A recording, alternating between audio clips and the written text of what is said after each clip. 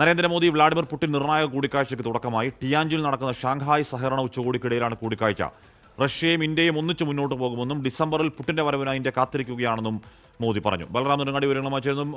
ബൽറാം, നികുതിയിൽ അല്ലെങ്കിൽ തീരുവയിൽ ട്രംപ് വിരട്ടിയതോടെ അകലുന്നു, അതിനുശേഷം മറ്റൊരച്ചുകൊണ്ട് കൂടുതൽ ശക്തമാവുന്ന കാഴ്ച ടിയാൻജിനിൽ കാണുകയാണ്. ബൽറാം,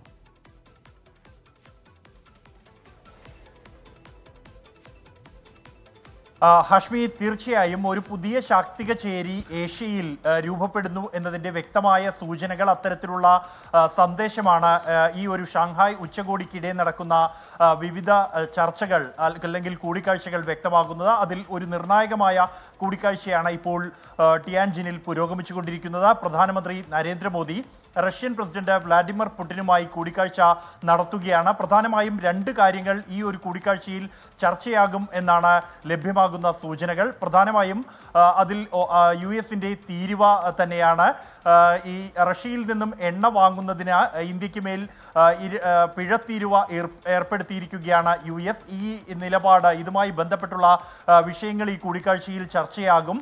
ഒപ്പം തന്നെ ഇരു രാജ്യങ്ങളും തമ്മിലുള്ള വാണിജ്യ വ്യാപാര ബന്ധങ്ങൾ ശക്തമാക്കുന്നതുമായി ബന്ധപ്പെട്ടുള്ള തീരുമാനങ്ങളിലേക്ക് ഈ ഒരു കൂടിക്കാഴ്ചയിൽ പോകും എന്ന സൂചനകളും ലഭിക്കുന്നുണ്ട്. ഇതോടൊപ്പം തന്നെയാണ് ഏറ്റവും പ്രധാനമായ മറ്റൊരു വിഷയം, റഷ്യയും യുക്രൈനും തമ്മിലുള്ള സംഘർഷം അവസാനിപ്പിക്കുന്നതുമായി ബന്ധപ്പെട്ടുള്ള ചർച്ചകളും ഈ ഒരു കൂടിക്കാഴ്ചയിൽ ഉണ്ടായേക്കും.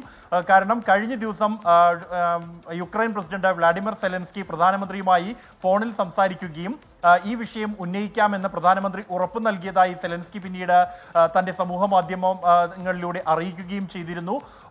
കൂടാതെ ഈ ഒരു ഷാങ്ഹായ് സഹകരണ ഉച്ചകോടിയുടെ ഉദ്ഘാടന പ്രസംഗത്തിൽ സംസാരിക്കുന്ന വ്ളാഡിമിർ പുടിൻ ഈ യുക്രൈൻ റഷ്യ സംഘർഷം അവസാനിപ്പിക്കാൻ ഇന്ത്യ നടത്തിയ നടപടികളെ അദ്ദേഹം പ്രകീർത്തിക്കുകയും ചെയ്തിരുന്നു. അതുകൊണ്ട് തന്നെ ഈ രണ്ട് വിഷയങ്ങൾ ഈ കൂടിക്കാഴ്ചയിൽ ഉന്നയിക്കപ്പെടും എന്ന് ഉറപ്പാണ്. US-ന് വ്യക്തമായ ഒരു സന്ദേശം ഈ ഒരു ഷാങ്ഹായ് ഉച്ചകോടിക്കിടെ നടക്കുന്ന ഔപചാരികവും അനൗപചാരികവുമായ ചർച്ചകൾ നൽകുന്നു എന്നുള്ളത് വ്യക്തമാണ്. കഴിഞ്ഞ ദിവസം ചൈനീസ് പ്രസിഡന്റ് ഷീ ജിൻപിങ്ങുമായും പ്രധാനമന്ത്രി നരേന്ദ്രമോദി ചർച്ചകൾ നടത്തുകയും ആ ചർച്ചകൾ ഏറെ വിജയകരമെന്ന സംയുക്ത പ്രസ്താവനയിൽ ഇരു രാജ്യങ്ങളും വ്യക്തമാക്കുകയും ചെയ്തിരുന്നു.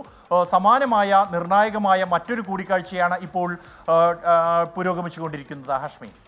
ഓക്കെ, ബൽറാം നെടുങ്ങാടിയാണ് വാർത്തയുടെ വിവരങ്ങൾ നൽകിയത്. റഷ്യയുമായി ദീർഘകാല ബന്ധമെന്ന് മോദി പറയുന്നു. റഷ്യയും ഇന്ത്യയും ഒന്നിച്ച് മുന്നോട്ട് പോകും. ഡിസംബറിൽ പുടിന്റെ വരവിനായി ഇന്ത്യ കാത്തിരിക്കുന്നു എന്ന് പറയുമ്പോൾ പോലും അമേരിക്കയുമായി ഒരു സൗഹൃദ നഷ്ടം ഉണ്ടാക്കുന്നത് വലിയ വ്യാപാര നഷ്ടം കൂടിയാണ്, വലിയ കയറ്റുമതി നഷ്ടം കൂടിയാണ്. അപ്പോൾ അതുണ്ടാക്കുന്ന ഇപ്പോൾ തന്നെ അതിൻ്റെ പല മേഖലയിൽ, കേരളമടക്കം പല മേഖലകളിൽ അതിൻ്റെ ഗുരുതരമായ ഇമ്പാക്റ്റുകൾ പ്രകടമായി തുടങ്ങിയിരിക്കുന്നു. അപ്പോൾ ആ ഇമ്പാക്റ്റുകൾക്ക് റഷ്യയുമായും ചൈനയുമായുമുള്ള സഹകരണം ഏതെങ്കിലും തരത്തിൽ വ്യാപാരാർത്ഥത്തിൽ നമ്മളെ സഹായിക്കുമോ എന്നത് മറ്റൊരു വലിയ ചോദ്യമാണ്.